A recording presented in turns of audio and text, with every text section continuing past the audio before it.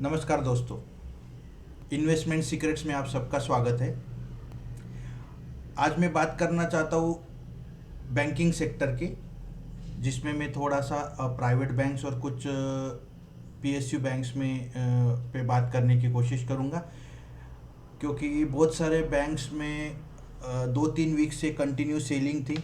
और जो भी लॉन्ग टर्म इन्वेस्टमेंट के लिए बैंकिंग सेक्टर में इन्वेस्टमेंट करना चाहते हैं, तो क्या ये सही वक्त है इन्वेस्टमेंट करने का, ये जानने की कोशिश करेंगे।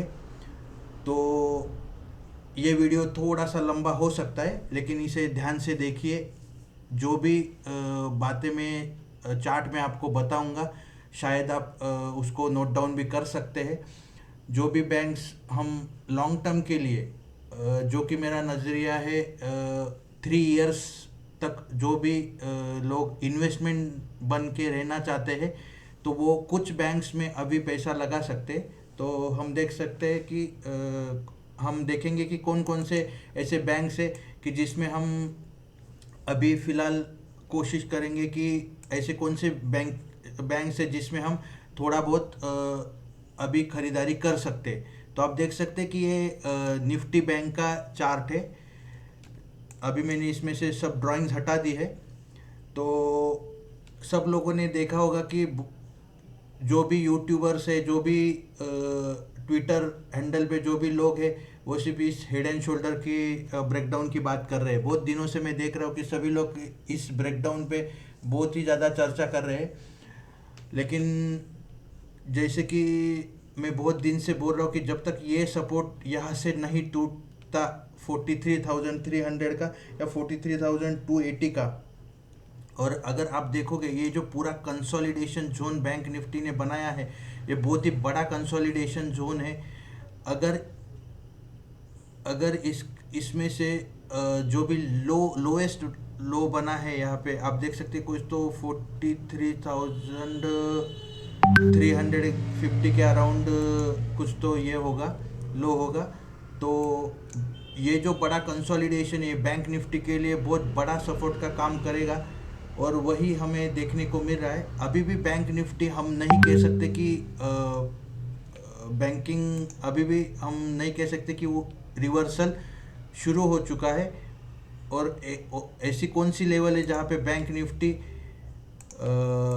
हम बोल सकते हैं कि बैंक निफ्टी अपने ये जो ब्रेकडाउन जो पैटर्न दिया था, उसका जो नेक लाइन है उसके ऊपर आके ट्रेड करना ज़रूरी है।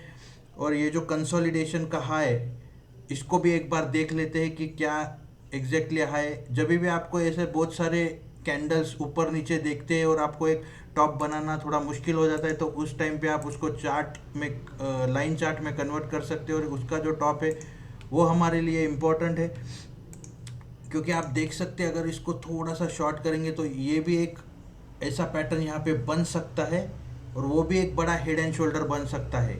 अगर यहाँ से बैंक निफ्टी ऊपर नहीं निकला और यहाँ पे एक शोल्डर बन जाता है, और उसका अगर ब्रेकडाउन मिल जाता है 43,000, तो उसका लो हम भी लाइन चार्ट में देखना चाहेंगे। तो आप देख सकते हैं कि यहाँ पे जो लो दिख रहा है 43,462 का लो निकल के आ रहा है लाइन चार्ट के हिसाब से। तो 440 के अराउंड जो भी सपोर्ट है, अगर वो टूटता है तो आप देख सकते हैं कि यहाँ पे और एक पैटर्न बन सकता है। ये बनेगा ऐसा मैं बोल नहीं रहा हूँ, आपको चार्ट पे क्या बन सकता है इसकी मैं कोशिश कर रहा हूँ। इसलिए मैं बोलता हूँ कि बैंक निफ्टी अभी भी आप थोड़ा सा कॉशियसली ट्रेड करो।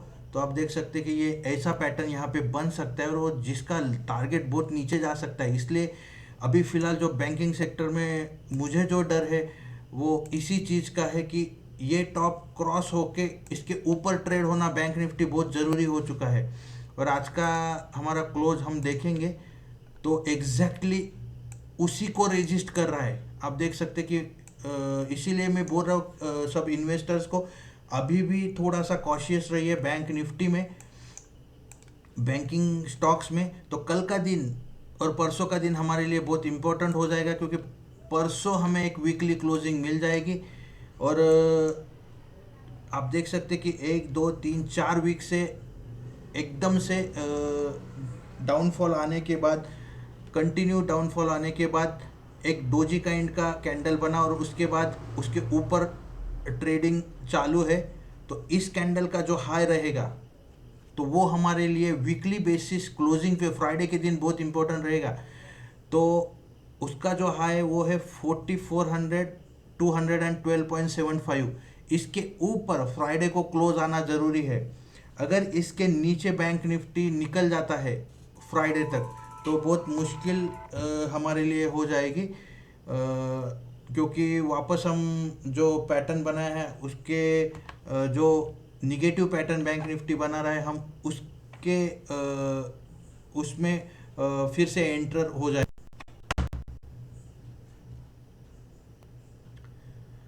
तो इस कैंडल का हाई जो है उसको नोट डाउन करके रखिए, 44212.75, ये हमारे लिए बहुत इम्पोर्टेंट क्लोज हो जाएगा। तो बैंक निफ्टी अभी भी और एक लेवल हमें याद रखना है, ये जो कैंडल में गिरावट आई थी इसका जो टॉप है उसको मैं मार्क करके आपको दिखाता हूँ। तो इसका हाई है 44571, तो इसके ऊपर क्लोज मिलना ज़रूरी है, क्योंकि ये पूरा जो है ये पूरा रेजिस्टेंस एरिया है, यहाँ से वापस हम ऐसी मूवमेंट नीचे की तरफ देख सकते हैं। तो कल और परसों का दिन हमारे लिए बहुत इम्पोर्टेंट रहने वाला है। आज चंद्रयान 3 के कारण बैंक निफ्टी में एक अच्छी तेज़ी हमें देखने को मिली। तो देखते हैं कि प्राइवेट सेक्टर बैंक का निफ्टी इंडेक्स है उसमें क्या हो रहा है। तो ये निफ्टी प्राइवेट बैंक का चार्ट है और आप देख सकते हैं कि ये अपने, इसको मैं हटा देता हूँ। आप यहाँ पे एक ऑब्जर्व कर सकते हैं कि यहाँ पे एक कप एंड हैंडल का पैटर्न ऑलरेडी बन चुका था, उसका हमें ब्रेकआउट मिला, वो रीटेस्ट करके वापस जा रहा है। आप देख सकते हैं कि यहाँ से हमें ब्रेकआउट मिला, वो रीटेस्ट नहीं हुआ था, अभी रीटेस्ट हुआ है और मुझे लगता है कि वो अभी इस तरह से मूव होना चाहिए।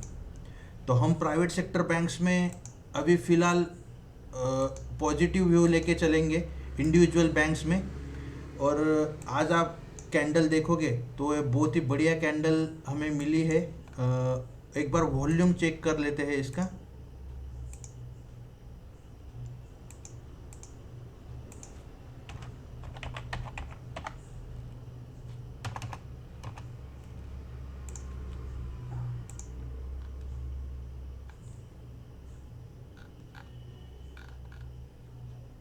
अभी तक वॉल्यूम अपडेट नहीं हुआ है शायद साइट पे। तो यहाँ पे आप देखोगे तो निफ्टी प्राइवेट बैंक के लिए ये जो अगला हर्डल है, इसको लाइन चार्ट में कन्वर्ट कर लीजिए। ये जो हर्डल है इसके ऊपर निकलते प्राइवेट सेक्टर बैंक जो भी बैंक्स है उनमें इतनी ज़ोरों से तेज़ी आएगी और सबके ब्रेकआउट्स आपको चार्ट पे दिखने लगेंगे। और ये सबसे अच्छी बात है, जो अच्छी बात मुझे यहाँ पे दिख रही है, ब्रेकआउट रीटेस्ट हुआ है और वहाँ से हमें रिवर्सल देखने को मिला है। लेकिन रिवर्सल कंफर्म कब होगा? जब इस लाइन के ऊपर ट्रेडिंग चालू हो जाएगी। फ़िलहाल ऐसे भी हो सकता है यहाँ पे जाके रेजिस्टेंस लेके वापस निफ्टी प्राइवेट बैंक में थोड़ी सी गिरावट आ सकती है, क्योंकि आरएसआई अभी भी लोअर साइड पे है। आप देख सकते हैं आरएसआई की जो लेवल है 53 है, अभी भी आरएसआई ऊपर की तरफ जाने की कोशिश कर रहा है। उसका जो प्रीवियस टॉप था 53.95 उसको अभी भी क्रॉस नहीं किया है। तो 60 अराउंड 60 जाने तक वहाँ पे एक थोड़ा सा निफ्टी प्राइवेट बैंक रेजिस्टेंस ले सकता है आरएसआई 60 के अराउंड।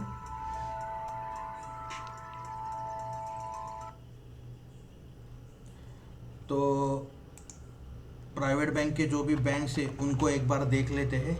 एचडीएफसी बैंक, आज ग्रुप में किसी ने तो आज पूछा था एचडीएफसी बैंक के बारे में, जो भी क्वेरी थी उसके बारे में पूछा था कि उसमें क्या कर सकते हैं,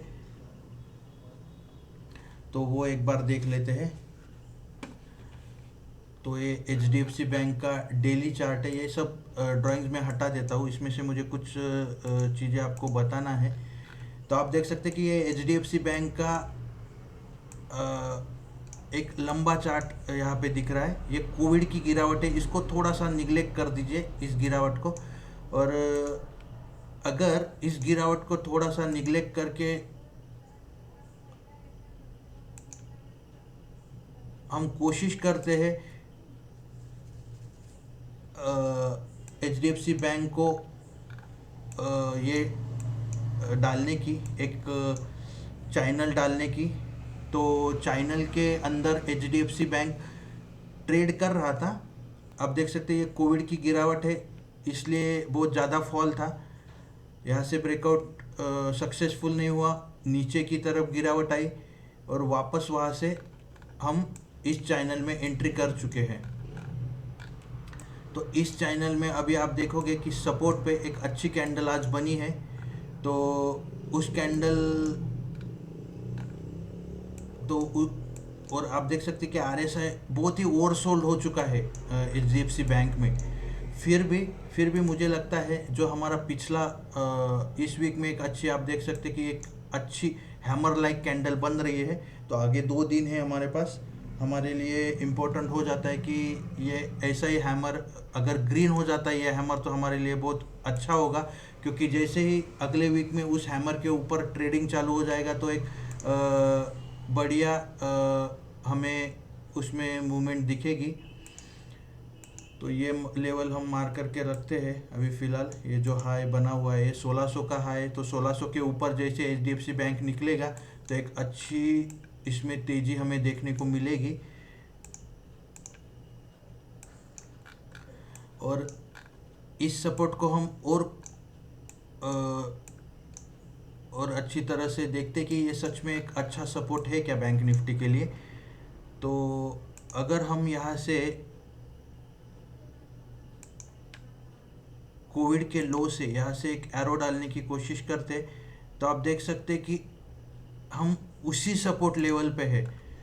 तो HDFC बैंक में भी आप, मुझे लगता है अभी एक अच्छी पोजीशन ले सकते हैं। लॉन्ग टर्म इन्वेस्टर तो यहाँ पे आराम से ये कर सकते हैं, बाइंग कर सकते हैं। आप देख सकते हैं कि यहाँ से एक बढ़िया मूवमेंट मिलने के बाद वहीं पे एक सपोर्ट लिया, उसके बाद ऊपर की तरफ मूवमेंट मिली और उसी दरमियान HDFC बैंक वापस आया है। तो आज की जो क्वेरी थी, तो HDFC बैंक में हम लॉन्ग टर्म पोजीशन बना सकते हैं क्या, तो डेफिनेटली बना सकते हैं इस लेवल पे। शॉर्ट टर्म में इसने अपना ये ब्रेक किया था। शॉर्ट टर्म में ये जो लाइन है इसको HDFC बैंक ने ब्रेक किया हुआ है। आप देख सकते हैं ये जो शॉर्ट टर्म वाली एक ट्रेंड लाइन थी, यह इसको HDFC बैंक ने ब्रेक डाउन किया है। और इसका जो हाई 1667 का, वहाँ पे एक स्ट्रॉन्ग रेजिस्टेंस रहेगा HDFC बैंक को। तो मुझे लगता है कि लॉन्ग टर्म इन्वेस्टर एक अच्छी लेवल है यहाँ पे बाय करने के लिए। और ये और इस लेवल पे और एक सपोर्ट निकल के आ रहा है। आप देख सकते हैं कि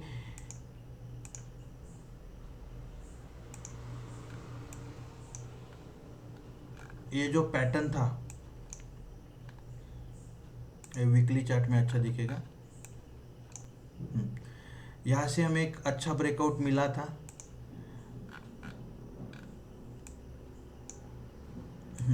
यहाँ पे आप देख सकते हैं कि ये पैटर्न जब ऊपर से नीचे शेयर आया था तो बहुत दिन तक रेजिस्टेंस का काम इस लेवल ने किया हुआ है। तो बहुत दिन से ट्रेडिंग इसके ऊपर हो चुकी है। तो मुझे लगता है कि एक अच्छा बाइंग जोन रहेगा HDFC बैंक के लिए। 1550 और करंट जो भी प्राइस चालू है HDFC बैंक का, तो इसमें हम बाइंग कर सकते हैं। तो HDFC बैंक के लिए मेरा मानना है कि जो भी लॉन्ग टर्म इन्वेस्टर है वो इसमें आराम से अभी बाय कर सकते हैं। और बहुत लोग मुझे पूछ रहे थे कि HDFC बैंक का टारगेट क्या रहेगा। तो टारगेट निकालना भी बहुत सिंपल है। आप देख सकते हैं कि एचडीएफसी बैंक के लिए अगर आपको टारगेट निकालना है, अगला टारगेट निकालना है, तो ये सब टॉप्स को ज्वाइन कर दीजिए। और यहाँ पे कहीं तो उसका टारगेट निकल के आएगा, तो हम हमारा पहला टारगेट एचडीएफसी बैंक में जो ऊपर वाला है वो 2023 मतलब 2000 के अराउंड पकड़ के चलते हैं, और अभी करंटली वो 1500 के अराउंड है, तो एक अच्छा टारगेट हमारे लिए मिलेगा। अगर दूसरा टारगेट आप पूछोगे तो ये जो ट्रेंड लाइन यहाँ से निकलेगी, जिसका ब्रेकडाउन हमें मिला था, यहाँ से जब शेयर ऊपर निकलेगा, जब भी निकलेगा, तो यहाँ पे कहीं तो टच करेगा इसको, तो 2600 और 2600 या 2800, जहाँ कहाँ टच करेगा मुझे पता नहीं अभी किस तरह से ये ट्रेंड लाइन आगे शिफ्ट होगी। तो 2600 और 2800 का हमारा अगला टारगेट रहेगा। तो मुझे लगता है कि एक अच्छी अपॉर्चुनिटी है, 2-3 साल के लिए एचडीएफसी बैंक में आप पैसा आराम से लगा सकते हैं। एक्सिस बैंक देख लेते हैं।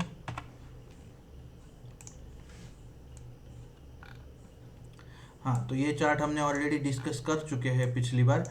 तो आप देख सकते हैं कि एक्सिस बैंक ने भी बहुत बढ़िया पैटर्न बनाया है लॉन्ग टर्म के लिए, एक कप एंड हैंडल बनाया है जिसका टारगेट ऑलमोस्ट 1340 रुपया निकल के आ रहा है।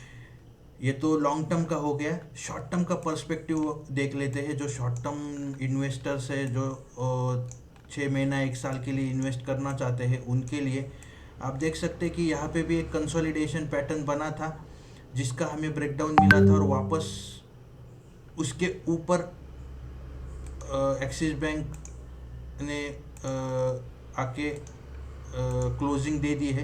तो एक बढ़िया पैटर्न यहाँ पे अभी बन चुका है, और इसका टारगेट अगर आप बोलोगे तो इसका टारगेट है 1060, ऑलमोस्ट 1060। तो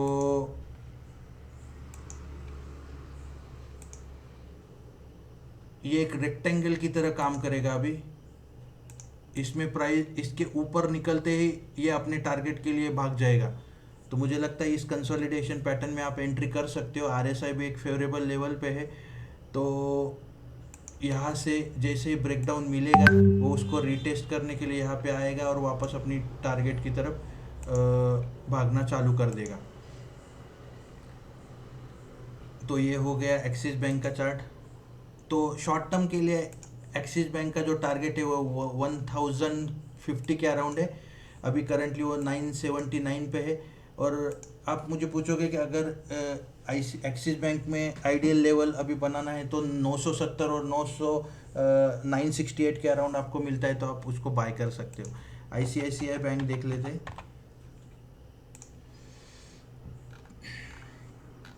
तो आईसीआईसीआई बैंक देख सकते हैं कि आप ऑलरेडी ये चार्ट हमने ग्रुप में डिस्कस किया हुआ है। ये बहुत बार मैं डाल चुका हूँ। एक पैरेलल चैनल में बहुत अच्छी तरह से मूव कर रहा है। यहाँ पे भी एक बहुत बढ़िया कप एंड हैंडल का पैटर्न है, और मुझे एक्सिस बैंक तीनों बैंक से अच्छा लग रहा है, सॉरी आईसीआईसीआई बैंक, क्योंकि यहाँ पे ब्रेकआउट मिला, रीटेस्ट हुआ, और उसको अभी ऊपर की तरफ मूवमेंट मिलेगी। तो मुझे लगता है कि जो भी इन्वेस्टर्स तीनों बैंक में है तो वो एवरेज कर सकते हैं, और आईसीआईसीआई बैंक एक अच्छी मूवमेंट कल दे सकता है। एक्सिस और आईसीआईसीआई बैंक के लिए जो आइडियल लेवल रहेगा, जो बाय करने के लिए लेवल रहेगा कल के लिए, वो 961 से 958 का लेवल है। तो इसका जो करंट टारगेट है, सॉरी दोस्तों, इसका जो करंट टारगेट है 998 का है, और उसके बाद जो लॉन्ग टर्म टारगेट है 1116 का है।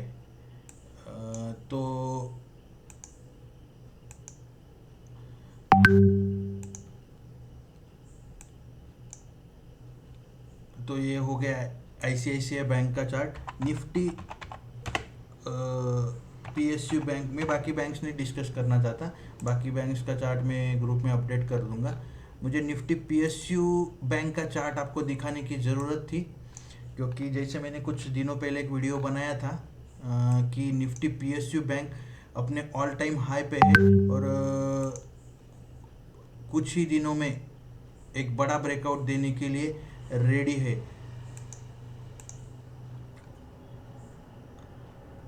तो आप देख सकते हैं कि इस लेवल तक निफ्टी पीएसयू का ये वीकली चार्ट है, निफ्टी पीएसयू बैंक यहाँ तक आ चुका है और आप देख सकते हैं कि ये एक बहुत बड़ा कंसोलिडेशन है।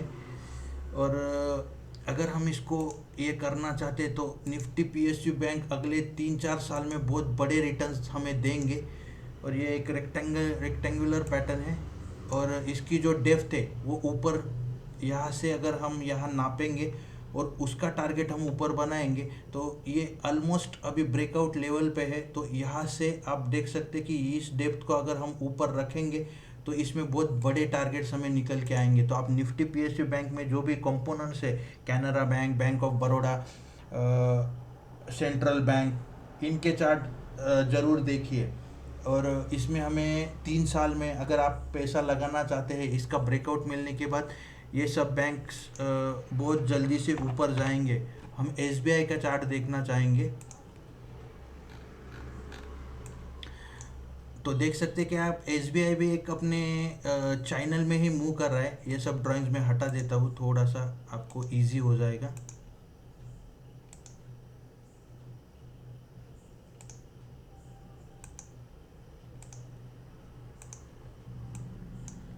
तो आप देख सकते हैं कि एक बढ़िया चैनल एसबीआई ने बनाया है और बहुत दिनों से एसबीआई गिरावट दिखा रहा था।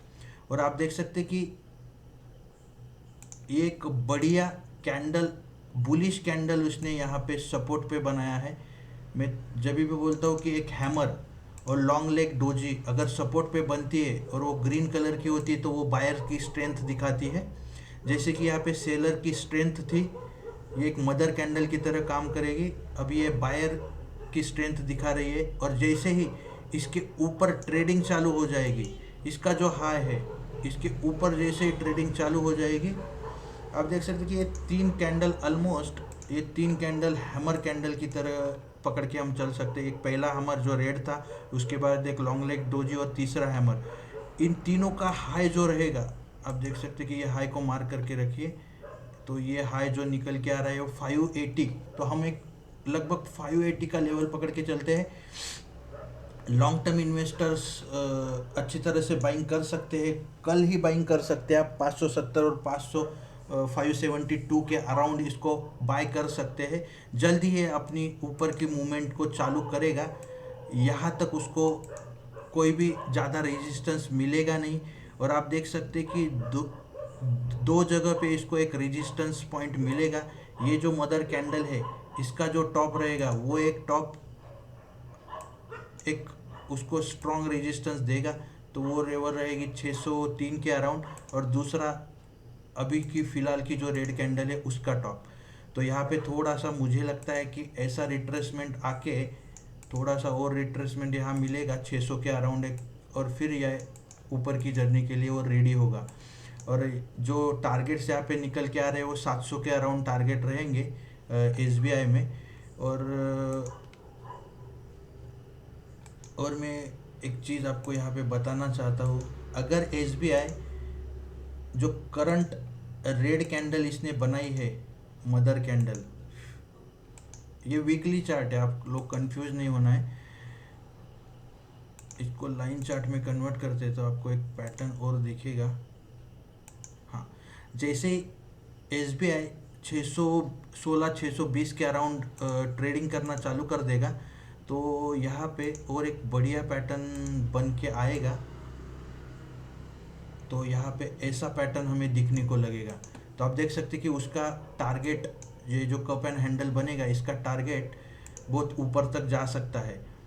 तो हम देखेंगे कि यहाँ पे जब वापस शेयर आएगा, यहाँ पे थोड़ा सा रिट्रेसमेंट मिलेगा और फिर ऊपर जाएगा तो एक ऑटोमेटिकली एक कप एंड हैंडल यहाँ पे बन सकता है। तो हम देखेंगे कि ऐसा कुछ होता है कि नहीं।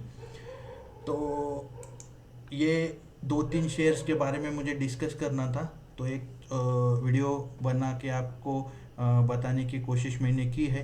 कल देखते हैं अगर इन सब शेयर्स में फॉलोअप कैंडल हमें मिलती है और बैंक निफ्टी जो हमने लेवल डिस्कस किया है उसके ऊपर अगर क्लोज देना चालू कर देती है तो हम इन्वेस्टर्स लोग जो है वो कुछ बैंक्स में अपना पैसा लगाने की कोशिश करेंगे।